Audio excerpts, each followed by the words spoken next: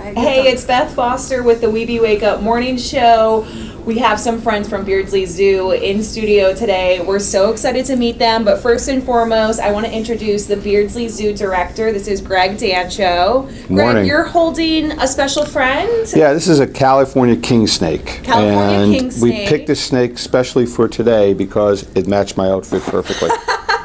So that's really appearance is everything. Now, actually, this is a really neat animal that it lives in California, lives in the desert area of California. Okay. And that's where the coloration is like that because it can kind of hide into an arid environment.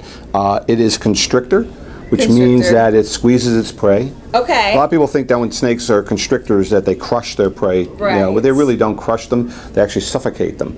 Because when they grab something that's their prey item, they took that coil around and they squeeze really hard, and as the animal takes a breath out, squeeze a little harder, and very quickly you can't get a breath in and suffocate. So is this the smallest this snake is going to be? This is the biggest this snake will be. This is the biggest. Okay, so it doesn't get any bigger. No, California king snakes grow to be about 5 feet long, and but she's about that right now.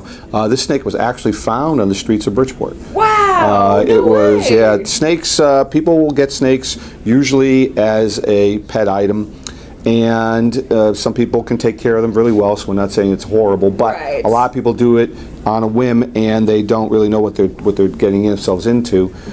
These snakes are very much an escape artist, so if you don't have them contained very well, they can't find a way out. Or somebody just determined that didn't want to go through the trouble of taking care of it any longer and just let it go. So we really don't know what happened, but was found, and it was in very poor condition when we got her, and we've had her for about 5 years now. She looks happy, and she's doing very well. Do you know how old she is? Or? We can only guess right now. We're guessing she's about 7 years old. And what's her name? Because they don't have any ears. Okay. There's no real reason to call them. They don't come to. We should call her Sandy. You can call her Sandy. You can do that. Can I hold Sandy? You can do that. Okay. So what happens when you're handling snakes? A lot of people, they go through Steve Irwin was a great guy. I love Steve Irwin. Did a lot of work on conservation, but handling snakes. When people used to see the crocodile hunter, he'd always grab them by the tail. But not a good idea. They hate that. They hate it so much. I know, like you're supposed to, like a baby. So basically, you're doing this. You let the snake basically have its head go where it wants to. You don't squeeze it. You don't hold it behind the head like this, unless it's a poisonous snake and you don't want to get bit. But this snake's been handled so many times that it's not going to be a problem. And this snake's not poisonous? Constrictor. No. So basically, you just let her go where she wants to go. Or make sure there's some place they do want to go. They want to hide all the time, so make sure she doesn't go up your sleeve. And so you just Can someone please take a picture on my phone? There you go. Just like that. There you go.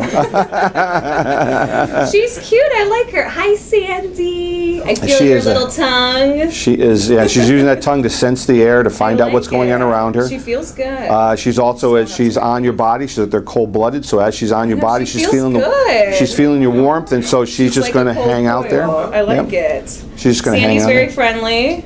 That's my co-host. She's got cute little eyes. Yeah, there. She's about to eat your arm. I don't know. She's so cute. She's using that tongue to sense the air and see what's going on. She'll eat about once a month. We'll feed her about 5-6 mice once a month. Oh, wow. And she'll shed about once a month, maybe a little longer. As she get older, they shed less frequently because they shed when they grow bigger. And as she's growing bigger, she kind of loses. It's like you outgrow your clothes. She outgrows her skin. She has to get a new set. So she sloughs off her old skin. And so, how can somebody go see Sandy? Well, Sandy's actually part of it. Sandy's actually part of our education program. Oh, wow. So she comes out on special occasions to go to do programs. So we do have our reptiles in the New World Tropics building, and we do have reptiles in our farmyard area, so people can see reptiles there. Or we have programs going to be going on all summer long that are going to be in our learning circle. Our educators will be bringing animals out to the public. And Sandy may get a chance to go out with one of our Conservation Discovery course students and when they're doing mini programs around the zoo this summer. So fun. So Sandy's met like a lot of people in Connecticut. She seems like it. She's very friendly. And she'll be heading up to Hartford tomorrow. Oh, have fun in Hartford, state capital. And now we have and now Jabba's moving. We're gonna pass off Sandy. Bye, Sandy. Exit stage right. This is Jabba? This is Jabba. Now, Jabba is a bearded dragon. Bearded dragons are... Can we touch his beard? Yeah. Hi. Buddy! Hey, buddy! Bearded dragons are really kind of becoming a fad pet item right now. Yeah, I've seen a lot of and that's one of the issues that we have is when people buy them, like we talked about before, when people buy animals as pets, they kind of have to realize what they're getting themselves into. Yeah. Bearded dragons are relatively innocuous. They are fairly gentle. All animals can bite, so she could bite if she wanted to. Oh, she could. Oh yeah. Well, I could bite if I wanted to too, but we try not to have that happen. And they got to be kept very warm. Right. They've got to be given certain kind of environmental concern. They got to be fed certain types of diets. So people will buy them in a pet store, and if they don't really, too difficult, and then it's time to move on. Right. Now, Jabba actually was in the student's dorm because it was a dorm pet, and that's one of the things that. It happens a lot because the students, especially this time of year, will get a lot of calls that people have their pets they had in the dorm, legal or not legally, right? And then now they bring them home, and mom says, "No way, that's coming back in the house," and go find a home for it. The sad thing is our zoo can't handle a lot. Sometimes special cases, if we have a need for an educational animal, or there's a real big need for, in some other respects, we will take the animals, but 99% of the chance we can't do that because we just don't have the resources to take anybody's pets. So there's a lot of requests for you guys to take. Yeah, and so really the message out there is become a responsible pet owner. Totally. Don't get something that you're not going to want forever. Agreed. I think reptiles especially because people think, you don't have to deal with water, you can just put it into an aquarium type facility, but it's a lot more than that. It's a lot more than that. There's a lot of temperature issues with reptiles. Food, live food, dead food. Yeah, live food. Yeah, so it's you have to again. feed them in a certain way as well. So definitely do a lot of research. We want people to educate themselves. We really want you do. to make a friend, but just be educated. Yeah, and again, there's people that will be very good at taking care of these. And there's nothing wrong, but those are the people that have actually educated themselves of what the needs of the animal are going to be. And how old is Jabba? Jabba is about 4 years old. Aww. And Jabba was, and the reason we call her Jabba is that because she was about 3 times the size she is now, because she was fed very, very well.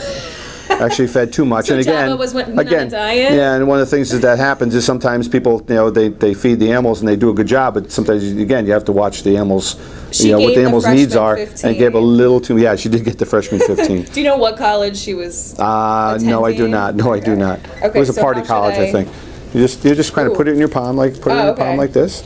And she wants to really just to keep the warmth of your hand. So at the zoo, we feed her. She's so cute. She's really an omnivore because she'll eat mealworms. Okay. She'll eat crickets.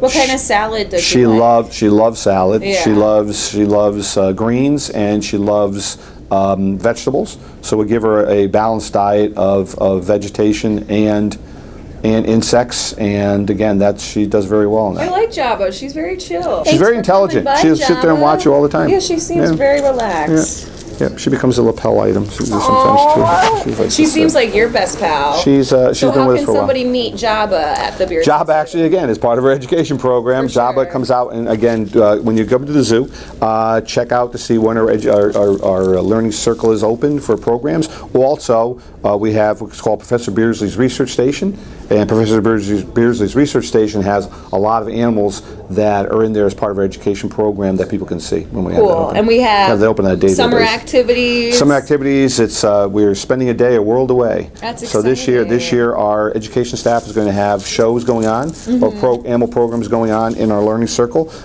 during the day. Again, check the times, and they're going to be talking about how to keep animals safe from extinction. That's great. And that's one of the programs that we have with the zoo right now. Now, is Jabba going to Hartford tomorrow as well? Jabba may be going to Hartford too. Well, have fun in the state capitol. Thank you so much, Fred. Thank you. We appreciate Beardsley Zoo Director. And you got to go to some of their educational programs at the Beardsley Zoo because Jabba and Sandy, that's what we named her, the boa constrictor snake, are adorable and they would love to meet you. They're very friendly. So thank you so much for hanging out.